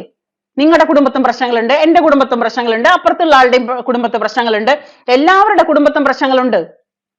ആ ഒരു പ്രശ്നം വരുമ്പോ നമ്മുടെ കുടുംബത്ത് നമ്മുടെ ചേട്ടനോ ചേച്ചിക്കോ അനിയത്തിക്കോ അനിയനോ ഒക്കെ ഒരു പ്രശ്നം വരുമ്പോ അവരുടെ മുഖം ഒന്ന് വാടിക്കഴിഞ്ഞാൽ നമ്മൾ ചോദിക്കില്ലേ നിനക്ക് എന്താ പറ്റിയത്? അല്ലെങ്കിൽ നമ്മുടെ മക്കൾക്ക് ഒരു പ്രശ്നം വരുമ്പോ നമ്മൾ ചോദിക്കില്ലേ നിനക്ക് എന്താ പറ്റിയേ? മുഖം വല്ലാണ്ടിരിക്കുന്നല്ലോ, അല്ലെങ്കിൽ എന്തെങ്കിലും ബുദ്ധിമുട്ടുണ്ടായോ? നീ എന്തുകൊണ്ടാ ഇങ്ങനെ മൂടിയായിട്ടിരിക്കുന്നേ? നീ എന്തുകൊണ്ടാ മിണ്ടാത്തെ? അങ്ങനെ നമ്മുടെ കുടുംബത്തിൽ പ്രശ്നം വരുമ്പോ നമ്മൾ ചോദിക്കില്ലേ? ആ ഒരു ചോദ്യമല്ലേ ഇവിടെ വേണ്ടിയിരുന്നുള്ളൂ. ഈ നേതൃസ്ഥാനത്തിരിക്കുന്ന, നേതൃസ്ഥാനം എന്ന് പറഞ്ഞാൽ അങ്ങ് ദേവലോകത്തൊന്നും അല്ലല്ലോ. അങ്ങ് ദേവലോകത്താണോ നേതൃസ്ഥാനം ഇരിക്കുന്നത്? ഭൂമിയിലല്ലേ? അപ്പോ സഹി കെട്ട് ഒരു തരത്തിലുള്ള ഗതിയും പരഗതിയും ഇല്ലാതെ സഹി കെട്ടിട്ട് ഒരാള് ചവിട്ടി പുറത്താക്കിയതിന് ശേഷം അയാള് പോണെങ്കിൽ പോട്ടെ, അയാൾ വലിയ നേതാവൊന്നും ആയിരുന്നില്ല. ഈ വി ഗോപാലകൃഷ്ണൻ എന്ന് പറയുന്ന അദ്ദേഹം പറയുന്നത് ഞാൻ നേരിട്ട് കേട്ടതാണ്. സന്ദീപ് അത്ര വലിയ നേതാവൊന്നും ആയിരുന്നില്ല. അങ്ങനെയല്ലല്ലോ നമ്മൾ പറയേണ്ടത്. നമ്മളൊരു കുടുംബത്തെ മനുഷ്യരല്ലേ? നമ്മുടെ ഒരു കുടുംബത്തിന്റെ അംഗത്തിന് ബുദ്ധിമുട്ട് വരുമ്പോ നമ്മൾ ഇങ്ങനെയാണോ, ഇവരൊക്കെ ഇങ്ങനെയാണോ കാണുന്നത്? അങ്ങനെയാണോ പറയേണ്ടത്? സംസ്ഥാന അധ്യക്ഷൻ പറഞ്ഞതാണ് എന്ത്? അയാള് എവിടെ വരെ പോകുന്നു നോക്കട്ടെ. ഒരു സംസ്ഥാന അധ്യക്ഷൻ പറഞ്ഞതാണ്. അദ്ദേഹം പറയുന്നതാണ് അയാൾ എവിടെ വരെ പോകുന്നു നോക്കട്ടെ, സന്ദീപ് എവിടെ വരെ പോകുന്നു നോക്കട്ടെ എന്ന്. ഇതാണോ ഒരു പ്രശ്നം ഉണ്ടാവുമ്പോ പറയേണ്ടത്? അപ്പൊ നമ്മുടെ കുടുംബത്തിൽ വിഷയമുണ്ടായി, ഒരു മനുഷ്യൻ എന്തെങ്കിലും മാനസികാവസ്ഥയിൽ പെട്ടിട്ട് വീട് വിട്ടിറങ്ങിപ്പോയി, അല്ലെങ്കിൽ അയാൾ വേറെ എന്തെങ്കിലും ചെയ്തു, അതിനാണോ നമ്മൾ കാത്തു നിൽക്കേണ്ടത്? എന്റെ കുടുംബത്തിൽ ഒരു വിഷയം ഉണ്ടാവുമ്പം അവര് വീട് വിട്ടിറങ്ങിപ്പോയി, അവരുടെ അപ്പോഴത്തെ മാനസികാവസ്ഥയിൽ അവര് മറ്റെന്തെങ്കിലുമൊക്കെ ചെയ്തു കഴിഞ്ഞാൽ അവൻ വീട് വിട്ട് പോയിട്ടുണ്ട്, അവൻ എവിടെ വരെ പോകുന്നു നോക്കട്ടെ എന്ന് പറഞ്ഞിരിക്കുവോ ഞാന്? അങ്ങനെ ഇരിക്കാൻ എനിക്ക് പറ്റുമോ? അങ്ങനെ ഇരുന്നാൽ ഞാൻ എന്റെ കുടുംബത്തെ ഒരു കുടുംബനാഥനോ ആവുമോ? അപ്പൊ ആ ഒരു ഇത്ര പോകുന്നൊരു ചെറിയൊരു കാര്യം, ഈ തമ്മിൽ ഇരുന്ന് തെറി വിളിക്കുന്നവരെ നിങ്ങളോടൊക്കെ ഞാൻ പറയുന്നത് ഇത്രയേ ഉള്ളൂ. നിങ്ങളുടെ ഒരു സഹോദരിയായിട്ടോ, നിങ്ങളുടെ ഒരു ചേച്ചിയായിട്ടോ, അല്ലെങ്കിൽ അനിയത്തി ആവാനുള്ള പ്രായമൊക്കെ പോയി, വയസ്സ് കുറയായി. അപ്പൊ അതുകൊണ്ട് നിങ്ങളുടെയൊക്കെ ഒരു സഹോദരിയായിട്ട് ഞാൻ നിങ്ങളോട് ചോദിക്കുക, ഇവരെയൊക്കെ ഇങ്ങനെ ചളി വാരി എറിഞ്ഞ് ഇങ്ങനെ തെറി പറയുമ്പോൾ ഞാൻ ചോദിക്കുന്നത്, നമ്മുടെ കുടുംബത്തിൽ വിഷയം ഉണ്ടായിരുന്നല്ലോ, ആ ഉണ്ടായ വിഷയം നമുക്ക് ചെറുതായിട്ട് ഒരു സൂചി കൊണ്ട് എടുക്കാവുന്ന ഒരു കരടല്ലേ നമുക്കുണ്ടായിരുന്നുള്ളൂ. അത് തൂമ്പ കൊണ്ട് എടുക്കേണ്ട അവസ്ഥയിലേക്ക് എന്തിനാണ് കൊണ്ടെത്തിച്ചത്? ഇത് നമ്മുടെ കൂട്ടത്തിൽ നമ്മൾ കുറെ വർഷങ്ങളായിട്ട് കാണുന്ന വലിയ ഇത് ഒരുപാട് നാളുകളായില്ലേ ഈ പരിപാടി തുടങ്ങിയിട്ട്. ഈ വെട്ടിയൊതുക്കല് എന്തിനാണ്? ഈ വെട്ടിയൊതുക്കല് എല്ലാവരും നമ്മളൊക്കെ മനുഷ്യരാണ്. ചിലർക്ക് കൂടുതൽ സഹിക്കാനുള്ള ശക്തി ഉണ്ടാവും, ചിലർക്ക് സഹിക്കാനുള്ള ശക്തി കുറയും. അതൊക്കെ ചിലർക്ക് അധികാരം വേണമെന്നുള്ളവരുണ്ടാവും, ചിലർക്ക് പ്രശംസ വേണമെന്നുള്ളവരുണ്ടാവും. എല്ലാവരും ഒരേ സ്വഭാവക്കാരല്ല. നമ്മളെല്ലാവരും പറയുന്നുണ്ട് നമ്മൾ എല്ലാവരും സ്ഥാനത്തിന് വേണ്ടിയിട്ടാണോ, അല്ലെങ്കിൽ അതിനു വേണ്ടിയാണോ, കസേരയ്ക്ക് വേണ്ടിയിട്ടാണോ എന്ന് ചോദിക്കുന്നത്. ബഹുജനം പല വിധമല്ലേ? ഒരു കുടുംബത്തിൽ ജനിക്കുന്ന 4 മക്കളും 4 സ്വഭാവമല്ലേ? പിന്നെയാണോ പ്രസ്ഥാനം? അപ്പൊ നമ്മൾ ആരെയും തെറി വിളിക്കേണ്ട, നമ്മൾ ആരെയും തെറി വിളിക്കാൻ പോയിട്ട് കാര്യമില്ല. ഈ സന്ദീപ് വാര്യർ എന്ന് പറയുന്ന മനുഷ്യൻ പോയിട്ടുണ്ടെങ്കിൽ അത് നമ്മുടെ പ്രസ്ഥാനത്തിന്റെ, നമ്മുടെ KJP-യുടെ കഴിവുകേട് തന്നെയാണെന്ന് ഞാൻ അടിവരയിട്ട് പറയും. അതിന് നിങ്ങൾ എന്നെ എന്ത് പറഞ്ഞാലും കാര്യമില്ല. അത് KJP-യുടെ പ്രസ്ഥാനത്തിന്റെ തോൽവിയാണ് 100%. അതിന് മാത്രമുള്ള വിഷയമൊന്നും ഉണ്ടായിരുന്നില്ല. ഒരാൾക്ക് ചെറുതായിട്ടൊരു മനപ്രയാസം ഉണ്ടായി, അദ്ദേഹത്തിന് പേഴ്സണലായിട്ട് പോയിട്ട് കണ്ടിട്ട് ആ കാര്യങ്ങൾ സംസാരിച്ച് അന്നേരം തന്നെ ക്ലിയർ ചെയ്യേണ്ട കാര്യം ഉണ്ടായിരുന്നുള്ളൂ. അതിങ്ങനെ ചെരങ്ങുന്നുള്ളി സമുദ്രമാക്കി ഇത്രത്തോളം ആയത് ഈ കൂട്ടരുണ്ട്, ആ കൂട്ടരുണ്ട്, 2 കൂട്ടരുണ്ട്. അത് സന്ദീപ് ജിയുടെ കയ്യിലുണ്ട്. സന്ദീപ് ജിക്ക് മിണ്ടാതിരിക്കായിരുന്നു. ഞാൻ ഒരു ഭാഗം മാത്രം പറയുന്നില്ല, സന്ദീപ് ജിക്കും മിണ്ടാതിരിക്കായിരുന്നു. ഇത്രയും കാലം ഈ പ്രസ്ഥാനത്തിന് വേണ്ടി പ്രവർത്തിച്ച്, ഈ പ്രസ്ഥാനത്തിന് വേണ്ടിയിട്ട് അങ്ങനെയുള്ള കാര്യങ്ങളും ആദർശങ്ങളിലും വിശ്വസിച്ച് ജീവിച്ചിരുന്ന സന്ദീപ് ജിക്ക് ഒരു വിഷയം ഉണ്ടായപ്പോ മിണ്ടാതിരിക്കാമായിരുന്നു. അദ്ദേഹത്തിന് അതായിരുന്നു. കാരണം പല സമയങ്ങളിലും മൗനം വിഡ്ഢിക്കും വിദ്വാനും ഭൂഷണമാണ്. അദ്ദേഹത്തിന് മിണ്ടാതിരിക്കാമായിരുന്നു. അദ്ദേഹം മിണ്ടാതിരുന്നില്ല. അദ്ദേഹം ഇപ്പുറത്ത് പറയിപ്പിക്കേണ്ട കാര്യങ്ങൾ പറഞ്ഞു തുടങ്ങിയപ്പം അപ്പുറത്ത് അദ്ദേഹം അതിന് മറുപടി പറഞ്ഞു. അപ്പൊ പിന്നെ ഇവിടുത്തെ തമ്പുരാന്മാരെല്ലാവരും കൂടിയിട്ട് ഒരു പ്ലാൻ എടുത്തു. ഇവനെ അങ്ങ് തട്ടാം. കഴിവ് കെട്ട നേതൃത്വമാണ്. കഴിവ് കെട്ട നേതൃത്വത്തിന്റെ അങ്ങേയറ്റത്തെ KJP എന്ന് പറയുന്ന കഴിവ് കെട്ട നേതൃത്വത്തിന്റെ അങ്ങേയറ്റത്തെ തോൽവിയാണ് സന്ദീപ് വാര്യർ പോയെന്ന് ഞാൻ പറയും. കാരണം പ്രശ്നം അത്രേ ഉണ്ടായിരുന്നുള്ളൂ. ഇത് വലിയ എന്താ പറയാ, കുറെ ലക്ഷങ്ങൾ കടത്തിന്നോ അല്ലെങ്കിൽ മറ്റു കള്ളക്കടത്ത് നടത്തിന്നോ അല്ലെങ്കിൽ സ്വർണം കൊണ്ടുവന്നിട്ട് പിടിച്ചെന്നോ ഇതൊന്നും ആയിരുന്നില്ല വിഷയം. അദ്ദേഹം ആരും കൊലപാതകവും ചെയ്തിരുന്നില്ല. ഒരു മാനസികമായിട്ടൊരു വിഷയം ഉണ്ടായ ഒരു കുടുംബത്ത്, ആ വിഷയം ആ കുടുംബത്തിൽ കാർന്നോര് വിളിച്ചിട്ട് അവരോട് സംസാരിച്ചിരുന്നെങ്കിൽ 5 മിനിറ്റ് കൊണ്ട് തീരാവുന്ന ഒരു പ്രശ്നമാണ് ചെരങ്ങുന്നുള്ളി സമുദ്രമാക്കി, അയാൾ അത്ര വലിയ നേതാവൊന്നുമില്ല, പോണെങ്കിൽ പോട്ട്, സന്ദീപ് എവിടെ വരെ പോകുന്നു നോക്കിട്ട് എന്നൊക്കെ പറഞ്ഞ് ഇതൊക്കെ പ്ലാൻഡ് ആണ്. ഇതൊക്കെ പ്ലാൻഡ് ആണ്. സന്ദീപിനെ പാലക്കാട് സമ്മേളനത്തിൽ വിളിച്ചു വരുത്തിയത് തൊട്ട് ഇത് പ്ലാൻഡ് ആണ്. ഇയാളെ തട്ടാൻ അവര് വിചാരിച്ചിരുന്നു. ഇവര് തട്ടാൻ പ്ലാൻ ചെയ്തിരുന്നു. ഈ പാർട്ടിയിലെ ചില തമ്പുരാക്കന്മാരുണ്ടല്ലോ, പാർട്ടിയിലെ നേതൃത്വത്തിൽ ഇരിക്കുന്ന ചില തമ്പുരാക്കന്മാര് സന്ദീപിനെ വെട്ടാൻ പ്ലാൻ ചെയ്തു. അവര് ഭംഗിയായിട്ട് അങ്ങ് വെട്ടി. അത് മുൻകൂട്ടി കണ്ടു, സന്ദീപ് ചാടി. അത്രേ സംഭവിച്ചുള്ളൂ. എന്നിട്ട് ഇപ്പൊ കിടന്ന് പറയുന്നു അയാള് പോയാ പോട്ട്, നമുക്കൊന്നും സംഭവിക്കാനില്ല. ഓരോ കല്ലുകളും പെറുക്കി വെച്ചിട്ടാണ് ഒരു വീടുണ്ടാവുന്നത്. ഒരുപാട് ബലിദാനികളുടെയും ഒരുപാട് അണികളുടെയും ഒരുപാട് ചോരയും നീരും വേർപ്പുമാണ് ഈ പ്രസ്ഥാനം. ഒരുപാട് ജീവൻ കൊടുത്ത ബലിദാനികളുടെ ഒരുപാട് രക്തം ചിന്തിയതാണ് ഈ പ്രസ്ഥാനം. അത് വിശ്വാസമാണ്. ആ വിശ്വാസം കണ്ടുകൊണ്ടാണ് നേതാക്കന്മാർ ഓരോരുത്തരും ഉണ്ടാവുന്നത്. ഒരുപാട് അണികൾ കൂടിയിട്ട് ഒരുപാട് അണികൾ കൂടിയിട്ട് ചേർത്ത് പിടിക്കുമ്പോഴാണ് ഒരു നേതാവ് ഉണ്ടാവുന്നത്. അത് ഈ പോകുന്ന നേതാവും മനസ്സിലാക്കുന്നില്ല, വരുന്ന നേതാക്കളും മനസ്സിലാക്കുന്നില്ല, നമ്മുടെ പ്രസ്ഥാനത്തിലുള്ള നേതാക്കന്മാരും അത് മനസ്സിലാക്കുന്നില്ല.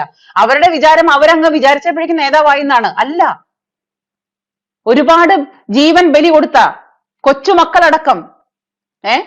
നമ്മുടെ വിശാലിനെ ഓർമ്മയുണ്ടല്ലോ നിങ്ങൾക്ക്? ആ വിശാലിനെ കാണുമ്പോ ഇന്നും എന്റെ കണ്ണ് നിറയാറുണ്ട്. അപ്പൊ അതുപോലത്തെ കൊച്ചു മക്കളൊക്കെ ബലി കൊടുത്ത, വിശാലിനെ പോലുള്ള കുഞ്ഞു മക്കള് ബലി ചോരയും നീരും കൊടുത്ത പ്രസ്ഥാനമാണിത്.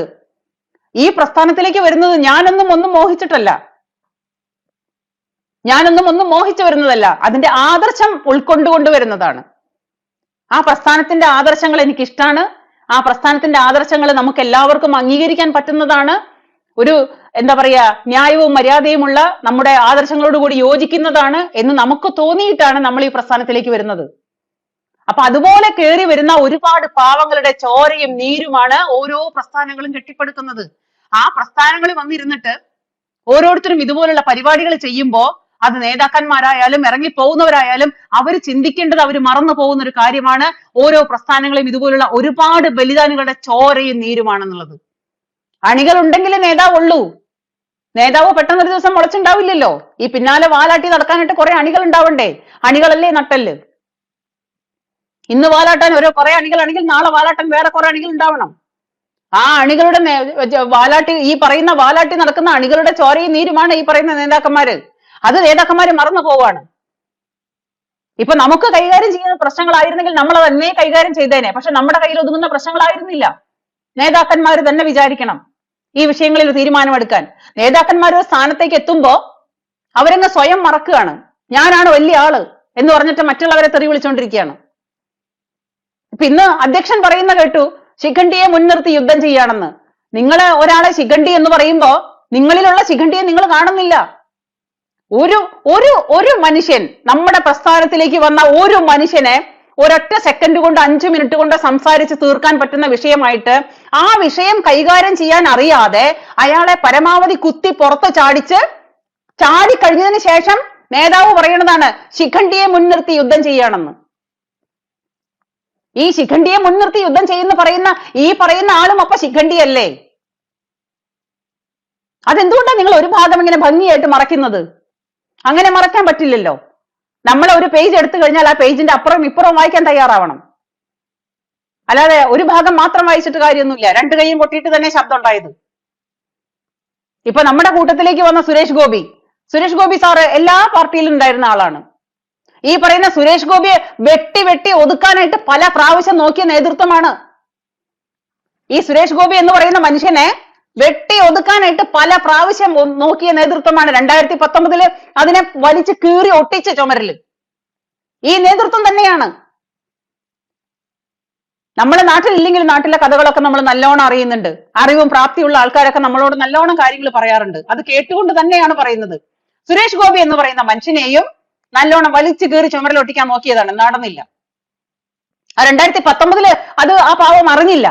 ഈ കടക്കിൽ കിടക്കുന്നവന്റെ ഉള്ളിലുള്ള കുത്തിത്തിരിപ്പ് അദ്ദേഹത്തിന് മനസ്സിലായില്ല. അദ്ദേഹം ഒരു നിഷ്കളങ്കനാണ്. ആ 2019 കഴിഞ്ഞിട്ട് ഇപ്പം അദ്ദേഹം ജയിച്ചു, കേന്ദ്രമന്ത്രിയായി. BJP-യുടെ കഴിവുകൊണ്ട് മാത്രം ജയിച്ചു എന്ന് ഊറ്റം കൊള്ളുന്ന BJP-കാരോടാണ് ഞാൻ പറയുന്നത്, തൃശ്ശൂരുകാര് ജയിപ്പിച്ചതാണ് സുരേഷ് ഗോപിയെ. തൃശ്ശൂരുകാര് ജയിപ്പിച്ചതാണ് പിന്നെ സുരേഷ് ഗോപിയെ. അല്ലെങ്കിൽ അദ്ദേഹം ഈ KJP-കാര് മാത്രം വിചാരിച്ചിട്ട് ജയിച്ചോന്നല്ല. KJP വിചാരിച്ചിട്ട് അങ്ങനെ ഒരു കേന്ദ്രമന്ത്രി ഉണ്ടായതല്ല. സുരേഷ് ഗോപി എന്ന് പറയുന്ന മനുഷ്യൻ, സ്പെഷ്യലി അദ്ദേഹം ഒരു സിനിമാ നടനായിരുന്നു, എല്ലാവരും തിരിച്ചറിയുന്ന ഒരു മുഖമായിരുന്നു. അത് മാത്രമല്ല, അദ്ദേഹത്തിന് നിരന്തരം വേട്ടയാടിക്കൊണ്ട് എല്ലാ മനുഷ്യരും ചേർന്ന ഒരു പാവ മനുഷ്യൻ, അദ്ദേഹം ചെയ്തിരുന്ന നല്ല പ്രവർത്തികൾക്ക് തൃശ്ശൂരുകാര് കൊടുത്ത ഒരു സമ്മാനമായിരുന്നു കേന്ദ്രമന്ത്രി പദം. അതില് മുസ്ലിം ഉണ്ട്, ക്രിസ്ത്യാനികളുണ്ട്, ഹിന്ദു ഉണ്ട്, പാർട്ടി മറന്ന് എല്ലാവരുമുണ്ട്. തൃശ്ശൂര് എല്ലാവരുമുണ്ട് അദ്ദേഹത്തിനെ ജയിപ്പിക്കാനായിട്ട്. അല്ലാണ്ട് പാർട്ടിയുടെ കഴിവല്ല സുരേഷ് ഗോപി ജയിച്ചത്. അപ്പൊ ഈ കുത്തിത്തിരിപ്പുകൾ നിങ്ങൾ എന്നാ തിരിച്ചറിയുന്നത്? ഇനി ഈ നേതൃത്വം ഇപ്പം പരസ്പരം ചളി വാരിയുന്ന താൻ പോട്ടെ, പിന്നെ എന്താ പറയാ, ഇയാള് പോയാ പോട്ട്, മറ്റാളും പോയാ പോട്ട്. ഏതുവരെ നിങ്ങൾ പോവും? ഏതുവരെ പോവും? എത്ര ആൾക്കാരുടെ കഷ്ടപ്പാടാണ് ഈ പറയുന്ന പ്രസ്ഥാനം.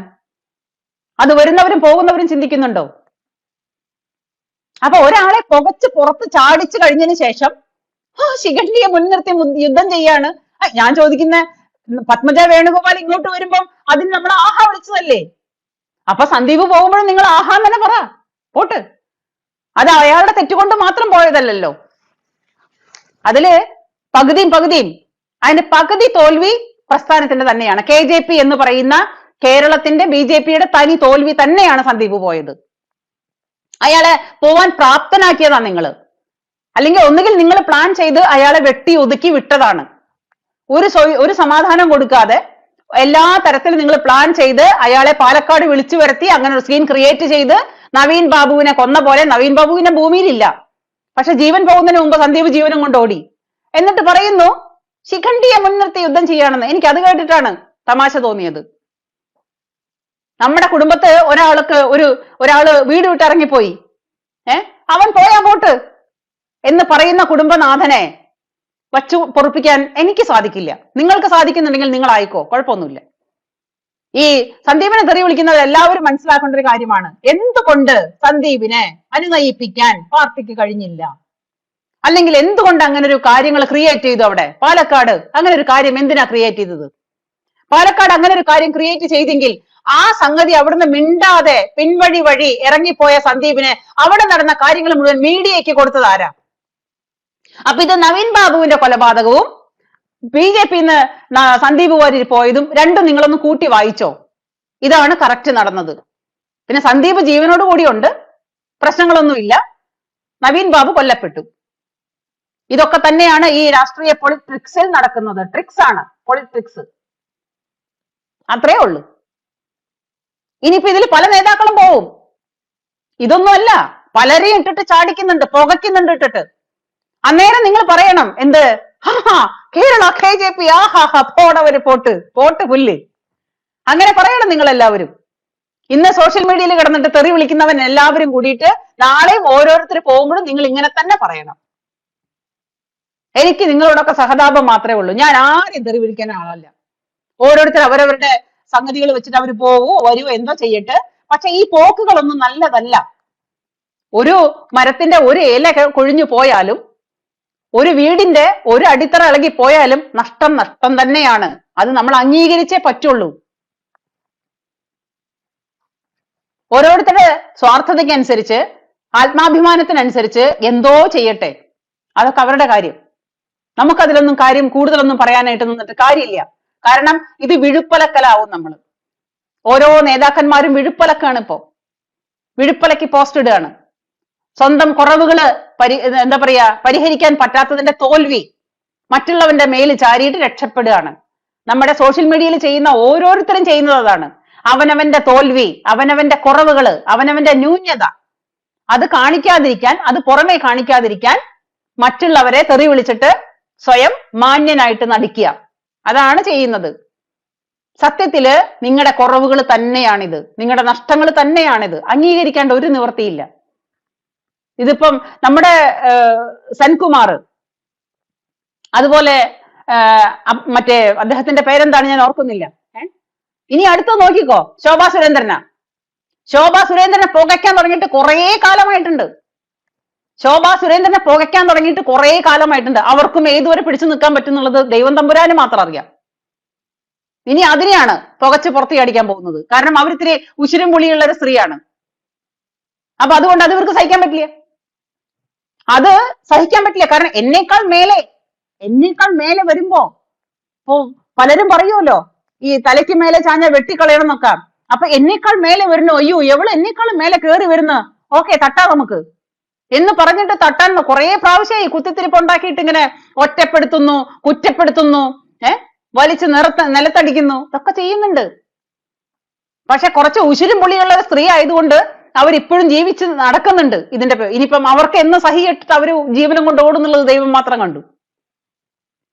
അന്നും കാണും സോഷ്യൽ മീഡിയയിൽ പോസ്റ്റ് ഇടാനായിട്ട്, ആ ശോഭ പോയാ പോട്ട്. ഇങ്ങനെ തന്നെ പറയണം നമ്മളെല്ലാവരും. നമുക്കൊക്കെ ഇതിൽ എന്ത് കാര്യം? നേതാക്കന്മാരെല്ലാവരും അവിടെ കിടന്നിട്ട് ഒരു നേതാവിനും ജയ് വിളിച്ചാലും നമുക്കൊന്നും സംഭവിക്കാൻ പോകുന്നില്ല. നമ്മൾ തമ്മിൽ കാണേണ്ട മനുഷ്യരാണ്. നമ്മൾ തമ്മിൽ സന്തോഷമായിട്ടും എന്താ പറയാ നല്ല അന്തസ്സോടു കൂടിയും അഭിമാനത്തോടു കൂടിയിട്ടും സംസാരിച്ചു കഴിഞ്ഞാൽ നമുക്ക് തമ്മിൽ ഒരു ബഹുമാനം ഉണ്ടാവും, സ്നേഹം ഉണ്ടാവും. അല്ലാണ്ട് നേതാക്കന്മാർക്ക് അവരുടെ കാര്യങ്ങളൊന്നും നമുക്ക് ആർക്കും പറയാൻ പറ്റില്ല. അവരെ കണ്ടുകൊണ്ടാരും നമ്മൾ നടന്നിട്ട് കാര്യമില്ല. ഇത്രയേ ഉള്ളൂ കാര്യങ്ങൾ. ഒരു നേതാവിനെ കണ്ട് നമ്മൾ നടന്നിട്ട് കാര്യമില്ല. കാരണം പണ്ടത്തെ ആദർശങ്ങളൊന്നും അല്ല. പണ്ട് ഒരു പ്രസ്ഥാനത്തിലേക്ക് വരുമ്പം ആ പ്രസ്ഥാനത്തിന് വിശ്വസിച്ചും ആ പ്രസ്ഥാനത്തിന് വേണ്ടിയിട്ട് നട്ടല് പണയം വെക്കാതെ എന്താ പറയാ ആത്മാർത്ഥമായിട്ട് സഹകരിക്കാനും തയ്യാറായിട്ട് വർഷങ്ങളോളം ഓരോ പ്രസ്ഥാനങ്ങൾക്കും വേണ്ടിയിട്ട് ആ പ്രസ്ഥാനത്തിൽ സത്യസന്ധമായി നിന്ന് പ്രസ്ഥാനത്തിന് വേണ്ടിയിട്ട് ആത്മാഭിമാനത്തോടെ പ്രവർത്തിച്ച് ആ പ്രസ്ഥാനത്തിൽ നിൽക്കുന്ന ഒരുപാട് പേരാണ് പ്രായമായി അവരുടെ എക്സ്പീരിയൻസ് വെച്ചിട്ട് പല സ്ഥാനങ്ങളിലേക്കും വരുന്നത്. ഇന്നതല്ല, ഇന്നങ്ങനെയല്ല. ഇന്ന് സോഷ്യൽ മീഡിയ വന്നതോട് കൂടിയിട്ട് പലരും താരങ്ങളായി. ആ സോഷ്യൽ മീഡിയ വരുമ്പോ പലരും താരങ്ങളാവുന്നു. ആ താരങ്ങളാവുമ്പോ ഇപ്പം ഞാൻ വല്ലപ്പോഴും വന്നിട്ട് ഓരോ ലൈവ് പറയുമ്പം എനിക്കും എന്നെയും തിരിച്ചറിയുന്ന കുറെ ആൾക്കാരുണ്ട്, ഇല്ലേ? എന്നെ തിരിച്ചറിയുന്ന കുറെ ആൾക്കാരുണ്ട്. അപ്പം ഞാൻ പറയാണ്, ഞാൻ നാളെ പ്രധാനമന്ത്രിയാണെന്ന് പറഞ്ഞ് കയറി ഇരുന്നു കഴിഞ്ഞാല് ആർക്കെങ്കിലും എന്തെങ്കിലും ചെയ്യാൻ പറ്റുമോ? ഇല്ല. സോഷ്യൽ മീഡിയയുടെ ആയുസൊക്കെ ഇത്രയേ ഉള്ളൂ. ഈ സോഷ്യൽ മീഡിയ എന്ന് പറയുന്ന സംഗതിയിൽ വളർന്നു വന്ന നേതാക്കന്മാരാണ് ഇപ്പൊ ഇന്ന് നമ്മുടെ ചുറ്റിലും കാണുന്ന കുറച്ച് ഫേമസ് ആയിട്ടുള്ള കുറച്ച് ആൾക്കാര്. അല്ലാതെ ആദർശം കൊണ്ട് ഒരു പാർട്ടിയിലും പ്രസ്ഥാനത്തിലും വന്നിട്ട് ആദർശങ്ങളിലും വിശ്വാസങ്ങളിലും അർപ്പിച്ചിട്ട് പ്രവർത്തിച്ച് ആ എക്സ്പീരിയൻസില് ആ വിശ്വാസത്തിൽ വരുന്ന ആൾക്കാര് അവര് പ്രായമാകുമ്പോ ഇതിൽ വന്ന് ആ എക്സ്പീരിയൻസോട് കൂടിയിട്ട് പ്രവർത്തിക്കുമ്പോഴാണ് അവർക്ക് നല്ല ആദർശങ്ങളും നല്ല സത്യസന്ധമായ പ്രവർത്തനങ്ങളും കാഴ്ചവെക്കാൻ സാധിക്കുന്നത്. അല്ലാത്തവർക്ക് എളുപ്പമല്ല. അപ്പൊ നമ്മളൊന്നും ഒരിക്കലും ഒന്നും ആഗ്രഹിച്ച് അല്ലെങ്കിൽ എനിക്ക് ഇന്ന സ്ഥാനം വേണം, എനിക്ക് ഇന്ന സ്ഥാനത്തിരിക്കണം എന്ന് പറയുന്നത് ഒന്നും ആഗ്രഹിച്ച് വരുന്ന ആളെ അല്ല. അക്കാര്യത്തിൽ എന്നും എനിക്ക് എന്റെ സംഘം തന്നെയാണ് എന്റെ ആദർശം. ആ ആദർശം വിട്ടിട്ട് നമ്മൾ അവസാന കാലം വരെയും, കാരണം ആഗ്രഹിക്കാനായിട്ട് നമുക്കൊന്നും വേണ്ട. എന്റെ ജീവിതത്തിൽ എനിക്ക് എന്തെങ്കിലും നേടണമെങ്കിൽ ഞാൻ സ്വയം പണിയെടുത്ത് ഞാൻ സ്വയം പ്രാപ്തയാക്കിയിട്ട് ഞാൻ നേടിയതാണെല്ലാം. അതെന്റെ സ്വന്തം കഴിവ് കൊണ്ട്, ആരെയും പറ്റിച്ചതല്ല, ആരെയും വഞ്ചിച്ചതല്ല, ആരെയും തട്ടിപ്പറിച്ചതല്ല. ഈ ആത്മാർത്ഥമായിട്ടുള്ള ആ ചിന്താഗതികളുള്ളവരെല്ലാവരും സംഘത്തിനൊപ്പം നിൽക്കുന്നത് അതെന്നും സംഘത്തിന്റെ ആദർശം കണ്ടുകൊണ്ട് മാത്രമാണ്. അതൊന്നും നമ്മൾ മറ്റൊരിൽ നിന്നൊന്നും പ്രതീക്ഷിക്കുന്നില്ല, ആരിൽ നിന്നും ഒന്നും പ്രതീക്ഷിക്കുന്നില്ല. അപ്പൊ അതുകൊണ്ട് സോഷ്യൽ മീഡിയയിൽ കിടന്നിട്ട് തെറി വിളിക്കുന്ന ആൾക്കാരോട് മുഴുവനും എനിക്ക് പറയാനുള്ളത്, ഈ നേതാവ് പോയാൽ നാളെ വേറൊരാൾ വരും, വേറൊരാൾ പോയാൽ മറ്റന്നാൾ മറ്റൊരാളായിരിക്കും. ഇതൊന്നും കണ്ടുകൊണ്ട് നമ്മൾ നിൽക്കണ്ട, നമ്മൾ പരസ്പരം ചെളി വാരി എറിയണ്ട, നമ്മൾ പരസ്പരം തെറി വിളിക്കേണ്ട. നമുക്ക് നമ്മളായി പരസ്പരം കാണുമ്പോൾ സ്നേഹത്തോടെയും സന്തോഷത്തോടെയും ഒരു ഹായ് പറയാനും ഒരു നമസ്തേ പറയാനും ഒരു നല്ല മനസ്സുണ്ടായാൽ മാത്രം മതി. ഇവരെല്ലാവരും അവരവരുടെ വഴികൾ തിരഞ്ഞെടുക്കുന്നു. അവരുടെ പേഴ്സണൽ കാര്യങ്ങളാണ്, അവരുടെ പേഴ്സണൽ അനുഭവങ്ങളാണ് അവർ തിരഞ്ഞെടുക്കട്ടെ. അവരവരുടെ കാര്യങ്ങളിൽ വ്യാപൃതരാവട്ടെ. നമുക്കൊന്നും പറയേണ്ട കാര്യമില്ല. ഞാൻ ഒന്നും പറയാൻ ആളുമല്ല. ഞാൻ അഭിനന്ദനങ്ങളും പറയാൻ ആളല്ല. ഇവരെ മുടിഞ്ഞു പോട്ടെ എന്ന് പറയാനും ഞാൻ ആളല്ല. അതൊക്കെ ഓരോരുത്തരുടെ ഇഷ്ടങ്ങളാണ്. അവരുടെ അനുഭവങ്ങളെ കൊണ്ട് അവരങ്ങനെ തീരുമാനം എടുത്തെങ്കിൽ ആ തീരുമാനം അവർക്ക് ശരിയെന്ന് തോന്നിയിട്ടാണ് എടുക്കുന്നത്. നമ്മൾ അതിലൊന്നും ആരുമല്ല. പക്ഷേ നമ്മളിൽ ഉണ്ടാവുന്ന നമ്മുടെ കുടുംബത്തിൽ നിന്നാണ് ഒരാൾ പോയത്. എത്ര തന്നെ നിങ്ങൾ ഇല്ലെന്ന് പറഞ്ഞാലും നമ്മുടെ കുടുംബത്തിൽ നിന്നാണ് ഒരാൾ പോയത്. ആ പോയത് നഷ്ടം തന്നെയാണ്. നമുക്കത് നഷ്ടം തന്നെയാണ്. അത് ഞാൻ അംഗീകരിക്കുന്നതാണ്. വേണ്ടിയിരുന്നില്ല. ഈ രണ്ടു കൂട്ടർക്കും ഇത് വേണ്ടിയിരുന്നില്ല. ഒരു സാധാരണ അണികളായ നമുക്ക് തന്നെ മനസ്സിലാവുന്നുണ്ട് ഇതൊന്നും വേണ്ടിയിരുന്നില്ല. അതുകൊണ്ട് ഇനിയും ഇതുപോലുള്ള 1, 2, 3, 4 എന്നിട്ട് നമ്പർ ഇട്ട് വെച്ചിരിക്കുന്ന ഒത്തിരി നേതാക്കന്മാരുണ്ട് നമ്മുടെ KJP-യിൽ. അതൊക്കെ തെറിക്കും. ഇതൊക്കെ ഓരോരുത്തർ പ്ലാനുകളാണ്. അവര് വിചാരിച്ചെടുത്ത്, അവര് പറഞ്ഞെടുത്ത്, അത്രേ ഉള്ളൂ. അതുകൊണ്ട് നമ്മൾ ആരെയും ശപിക്കാനുമില്ല, നമ്മൾ ആരെയും പഴിക്കാനുമില്ല, കുറ്റപ്പെടുത്താനുമില്ല. എന്തായാലും നമ്മൾ ഗാലറിയിൽ ഇരുന്ന് കളി കാണുന്ന കുറെ ആൾക്കാരാണ്. നമുക്കിരുന്ന് കളി കാണാം. കളിക്കുന്നവര് കളിക്കട്ടെ. അത്രേ പറയാനുള്ളൂ. അപ്പൊ എല്ലാവർക്കും എന്റെ സ്നേഹാദരം. ഓക്കെ, നമസ്തേ, താങ്ക് യു.